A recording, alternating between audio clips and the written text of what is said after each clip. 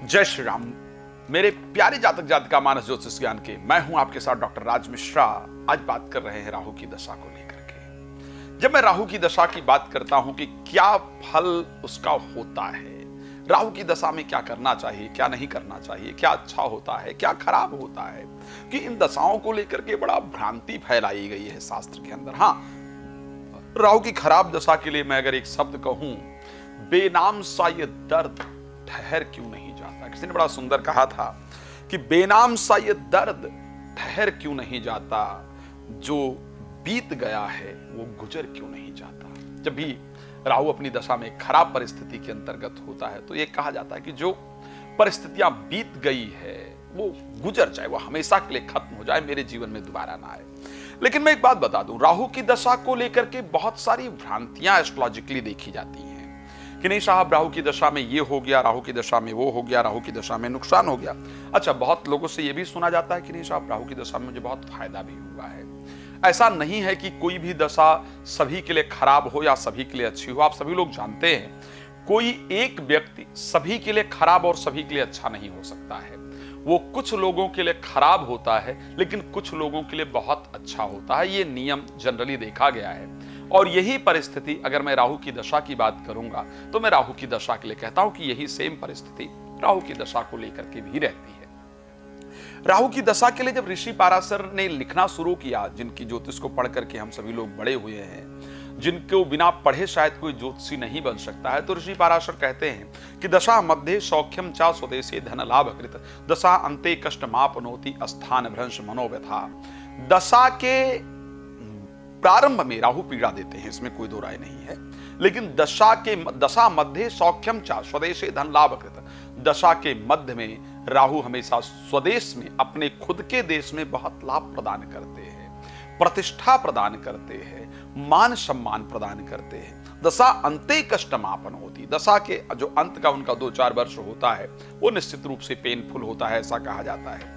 But अगर राहु अच्छे हैं तो ज्योतिष शास्त्र ये कहता है कि अगर राहु वृष राशि की आपकी कुंडली में है, मिथुन राशि की आपकी कुंडली में है, पंचम भाव में जाकर बैठे हैं, नवम भाव में जाकर के बैठे हैं, अच्छे प्लैनेट के साथ बैठे हैं, दशमेश के साथ बैठे हैं, एकादश भाव में जाकर बैठे हैं, दसम भाव में जाकर के बैठे हैं, लग्नेश के साथ बैठे हैं, त्रिकोणेश के साथ बैठे हैं, डेफिनेटली उनकी दशा आपको बहुत सारी सफलता दिलाने वाली होगी। और स्पेशली अच्छे राहु की दशा आपको फॉरेन ट्रैवल जरूर कराती है, विदेश यात्रा आपको जरूर कराती है और बड़ा लाभ देती है। और एक बात और बता दूं, जब राहु की दशा, किसके लिए राहु की दशा फायदेमंद होती है और किसके लिए नुकसानदायक होती है।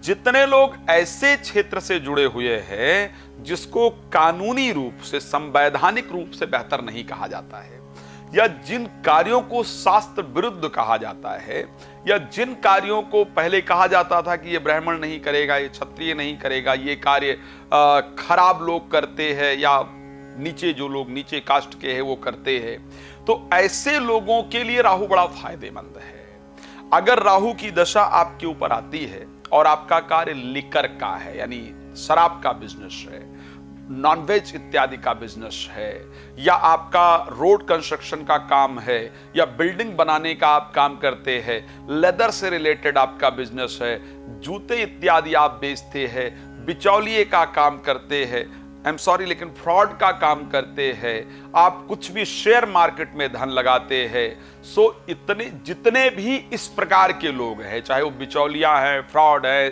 शेयर मार्केट में पैसा लगाते हैं, ये जो जिनको अनैतिक बिजनेस के रूप में हम देखते हैं, इन क्षेत्रों में राहु आपको बहुत लाभ प्रदान करते हैं, इसको ध्यान रखिए।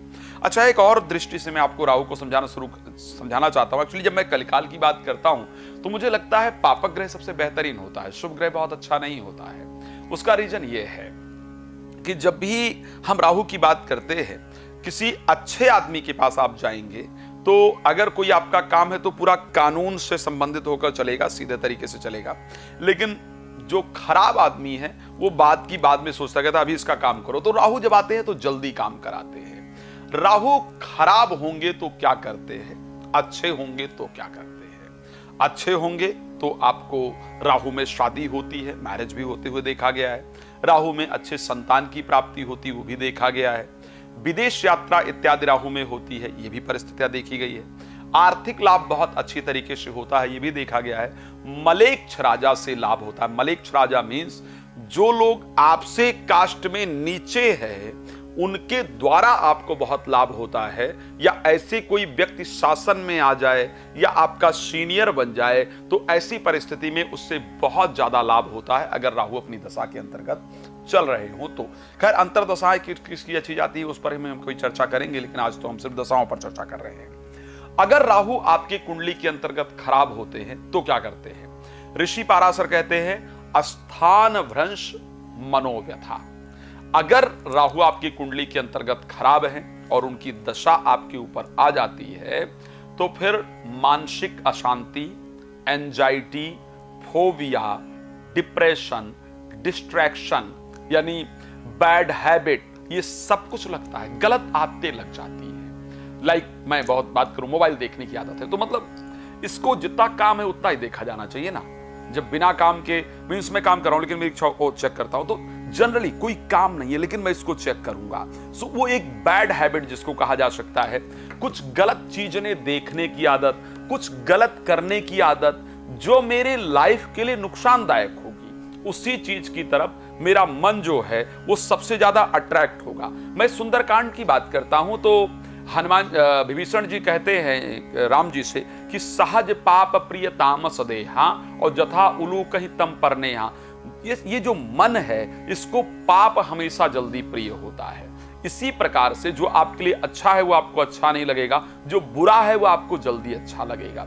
सो अगर राहु आपकी कुंडली में खराब होते हैं तो ऐसे कंडीशन के अंतर्गत बुरी चीजों की तरफ आपका मन बहुत जल्दी अट्रैक्ट होता है, बहुत जल्दी भागता है और कब वो आपको पूरी तरह से ग्रसित कर लेता है आपको पता भी नहीं चलता है। अच्छा, जब राहु खराब होते हैं तो एक तो ये परिस्थिति है। दूसरा, राहु के समय पर जनरली जो इच्छाएं होती हैं, नकारात्मक विचार बहुत ज्यादा आता है। नकारात्मक मीन्स घर वाले फोन नहीं उठा रहे हैं तो विचारेगा कुछ हो तो नहीं जाएगा, कुछ हो तो नहीं गया है, कोई मतलब जो भी चीजें होंगी उसमें नेगेटिविटी और नकारात्मक चीजें ढूंढने की हमारी जो प्रवृत्ति है वो उत्पन्न हो जाती है।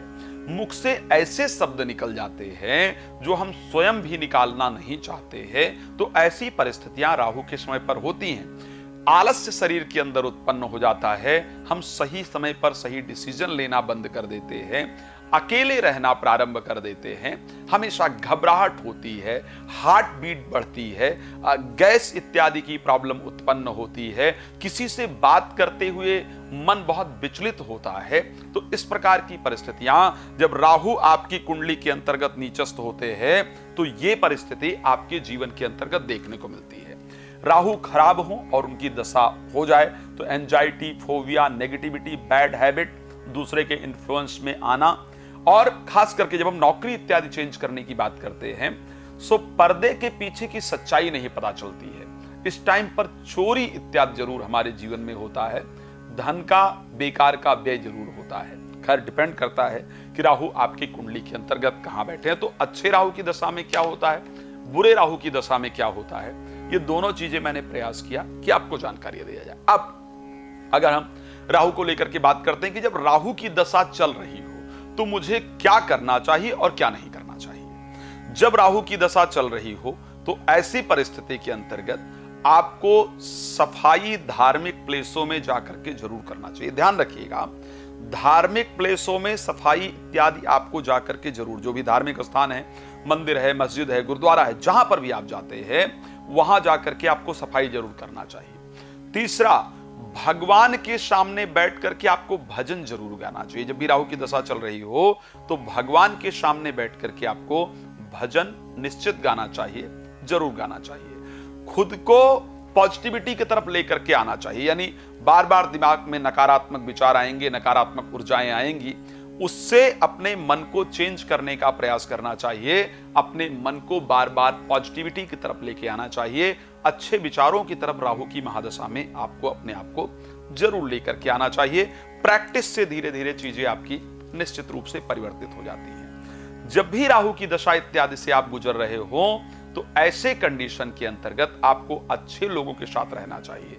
सफाई कर्मचारी, आपसे नीचे काम करने वाले, ऐसे या अंग विहीन या मानसिक रूप से विक्षिप्त जो लोग हैं, इनकी सेवा, इनको दान, इनका सपोर्ट हमेशा करना चाहिए, इनका रिस्पेक्ट करना चाहिए। आपको याद होगा प्राइम मिनिस्टर, प्रधानमंत्री, आदरणीय प्रधानमंत्री नरेंद्र मोदी जी का, जब वो जाकर के प्रयाग में जब कुंभ लगा हुआ है, तो वहां जो सफाई कर्मचारी हैं उनको पैर को धोते हैं, उनके पैरों को धोना शुरू करते हैं। हम सभी लोग देखकर बड़ा विचलित हो गया कि ये कर क्या रहे हैं, ये क्यों किया इन्होंने। लेकिन आप सबको बताना चाहता हूं, उस टाइम प्रधानमंत्री जी के ऊपर शनि की 7.5 चल रही थी और साथ में राहु की जो है वो दशा इत्यादि चल रही थी। उसकी निवृत्ति के लिए उन्होंने उस चीज को अपनाया। हम लोग समझ भी नहीं पाए, बट वो परम विद्वान हैं और जानते हैं कि उनको क्या करना है। उन्होंने उस परिस्थिति को किया। तो राहु की जब दशा चल रही हो तो हमेशा जो लोग पिछड़े हैं, जिन लोगों को सम्मान नहीं मिला है, जो लोग अपमानित किए गए हैं, ऐसे लोगों का हमेशा सम्मान करना चाहिए। राहु निश्चित रूप से आपका प्रसन्न होता है। जब राहु की दशा चल रही हो, देखिए बहुत लोग गोमेद इत्यादि पहनाते हैं, लेकिन गोमेद इत्यादि बहुत सावधानी के साथ पहनना चाहिए। ऐसे नहीं कि कभी भी गोमेद पहन लिया जाए। राहु की दशा के अंतर्गत अष्टमुखी रुद्राक्ष लाभ करता है। उसका रीजन है राहु आपके मस्तिष्क पर इंपैक्ट डालते हैं और अष्टमुखी जो रुद्राक्ष है उसको कहा जाता है, अकॉर्डिंग टू शिव पुराण कहा गया है कि उसमें काल भैरव का जो प्रभाव है वो पाया जाता है। सो कहते हैं ना कि जहर जहर को काटता है या लोहा लोहे को काटता है। सो ऐसी परिस्थिति में अष्टमुखी रुद्राक्ष पहनने से आपको फायदा होता है।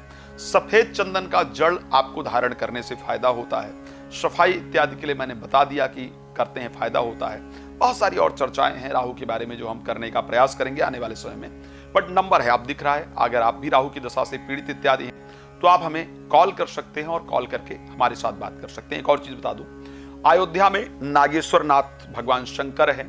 अयोध्या सरजू के तट पर हम लोग राहु की नकारात्मक दशा के लिए, खराब दशा को बेहतर करने के लिए रुद्राभिषेक इत्यादि का आयोजन कराते हैं। तो अगर आप काल सर्प योग से ग्रसित हैं, काल सर्प दोष से ग्रसित हैं, राहु की दशा इत्यादि से ग्रसित हैं, ग्रहण दोष इत्यादि से ग्रसित हैं, तो ऐसी परिस्थिति में हम वहां पर रुद्राभिषेक का भी आयोजन कराते हैं। श्री रामचरितमानस अखंड पाठ, सुंदरकांड पाठ इत्यादि का भी आयोजन कराते हैं।